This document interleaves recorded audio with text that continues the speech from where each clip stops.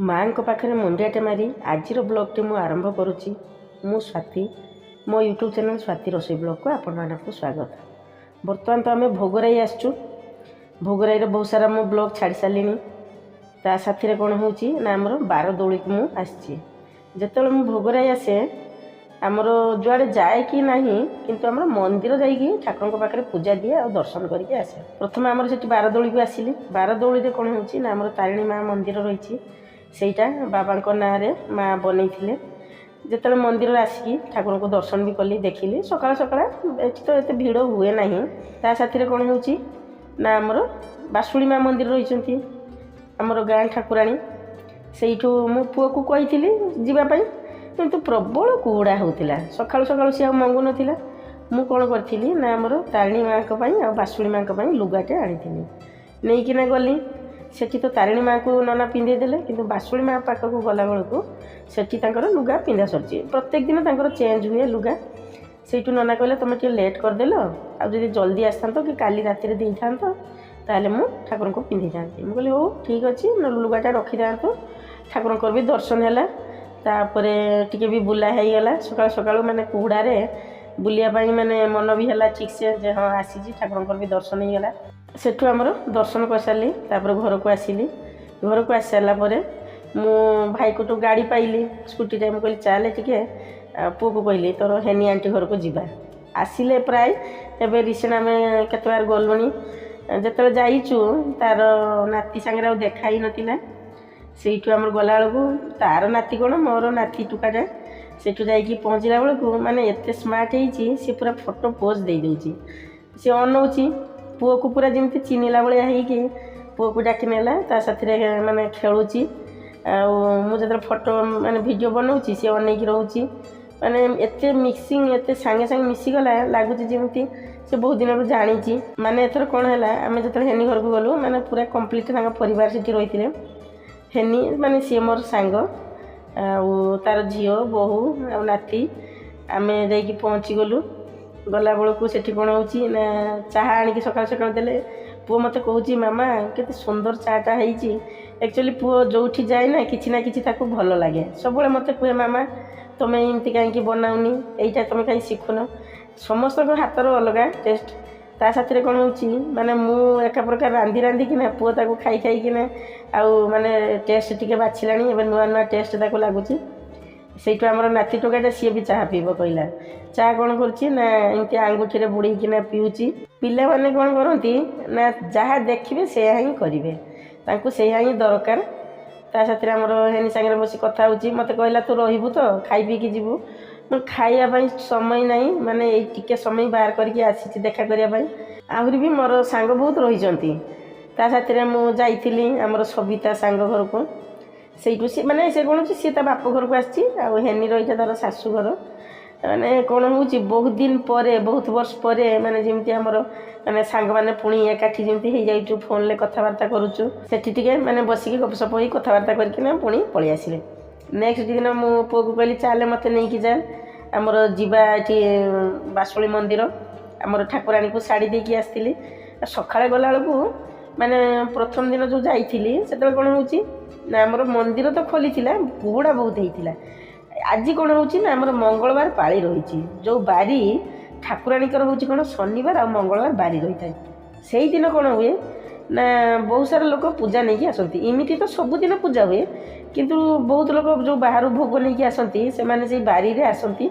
आमर ये जंथाड़ भोग लगे। जंथाड़ भोग माने आमर ठाकुराणी माछ खाती माछ भोग ठाकुराणी के पाखे लगे अन्न भोग लगाई थाए। लोक मैंने आसिकी कौन करती से ठाकुराणी आगे पूजा दिखती फल भोग खीरी भोग माने जो दिन किसी नथिबो भी ना से दिन भी 2-3टा जंथाड़ थी 10टा खंडे खीरी भोग थी फल भोग भी रही थाए। ठाकुराणी गोटे जाहिरा रही थाए माने जमी प्रत्यक्ष देवी। बहुत बार मुझे आपको देखी बहुत सारा ब्लॉग भी बनई ठाकुराणी पाखे आसिकी मानसिक करेंगे सब मानसिक निश्चय भाव में तुम पूरण हो मानसिक करती बहुत लोग आसिकी माने जंथाड़ सही था कहीं आमर ठाकुराणी को माछ बहुत प्रिय। मुझे सकाशे कही नी जे आमर गाँ ठाकुराणी माने प्रत्यक्ष देवी आमर सी माछ खाऊँच बोली आम भोगरिया टिके आइंष प्रिय आम टे आइंष खायापी माने माछ खायापी पसंद करूँ।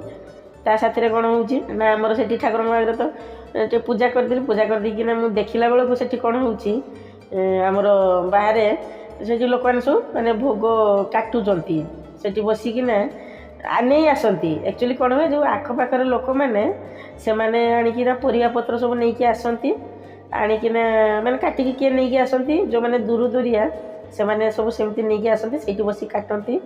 ମୋର ବି ମାନେ ମାନସିକ ତ ସେମିତି ନୁହେଁ, ଏଇଥର ମନ ହେଉଥିଲା ଯେ ଜନ୍ଥାଳ ଦେବା ପାଇଁ, ଆଉ ସେଇଟା ତ ସୁବିଧା ହେଇପାରିଲା ନାହିଁ। କାହିଁକିନା ଆମର ଯେଉଁଦିନ ଆଇଁଷ ବାରି ରହୁଥିଲା ସେଇଦିନ ଆମର ଜନ୍ଥାଳ ଦେବାର ଥିଲା। ତା ସକାଶେ ମୁଁ କ'ଣ କଲି ନା ଆମର ଗାଁକୁ ଗଲି, ତାପରେ ପୁଅର ସତ୍ସଙ୍ଗ ରହିଗଲା, ଆଉ ଏଠି ବାବାଙ୍କର ଶ୍ରାଦ୍ଧ ରହିଗଲା, ଶାଶୁଙ୍କର ଶ୍ରାଦ୍ଧ ରହିଗଲା, ମାନେ ଏପଟ ସେପଟ ହେଇକିନା ଆଉ ସେଇଟା ସମ୍ଭବ ହେଇପାରିଲା ନାହିଁ। ତେଣୁ ମୁଁ ଠାକୁରାଣୀଙ୍କୁ ଲୁଗା ଦେଇଦେଲି। ମୁଁ ସବୁ ଭିଡ଼ିଓରେ ସବୁ ବ୍ଲଗ୍ରେ ଏମିତି କୁହେ ଯେ ଆମର କ'ଣ ହେଉଛି ଯେଉଁ ଜିନିଷ ଆମେ ଠାକୁରାଣୀ ତ ଖାଉଛନ୍ତି ମୁଁ ଜାଣିଛି, କିନ୍ତୁ ଭୋଗ ଯେଉଁ ଲଗା ହେଉଛି କିନ୍ତୁ ଆମ ଠାକୁରାଣୀ କେଉଁଥିରେ ସନ୍ତୁଷ୍ଟ ହେଉଛି? ଧୂପ ଦୀପ ଫୁଲ ଆମର ଏଇଥିରେ ସେ ସନ୍ତୁଷ୍ଟ ହୁଅନ୍ତି। ଏବେ କ'ଣ ହେଉଛି ନା ସେଇଠି ଯେଉଁ ବେଲ ଗଛରେ ସେଇଠି ଆମର ସବୁ ମାନସିକଧାରୀ ଆମର ସେଇଠି କନା ବାନ୍ଧୁଛନ୍ତି, ସିନ୍ଦୁର ଶଙ୍ଖା ବାନ୍ଧନ୍ତି। ଆଗରୁ କ'ଣ ହେଉଥିଲା ନା ଆମର ମନ୍ଦିର ଭିତରେ ବେଢ଼ାରେ ସେଇଠି ବନ୍ଧା ହେଉଥିଲା, ଗଛଟା ପୁରା ବଢ଼ିଆ ସେ ଦେଖାଯାଉଛି। ସେଠୁ ଆସିଲା ପରେ କ'ଣ ହେଉଛି ନା ଭାଇର କ'ଣ ହେଉଛି ନା ସୋଲାର ଲାଇଟ୍ ଆସିଗଲା, ସେଇଟା ଲଗାହେବ।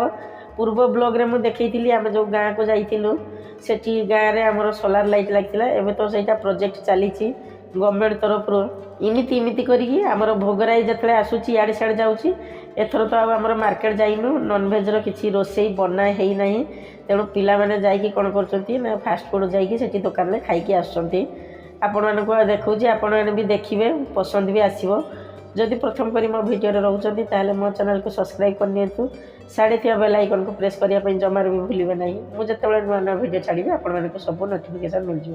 କମେଣ୍ଟ ସେକ୍ସନ୍ ଜଣାଇବେ ମୋର এই ବ୍ଲଗ୍ଟି କେମିତି ଲାଗିଲା, ज़्यादा से ज़्यादा ସେୟାର କରିବେ।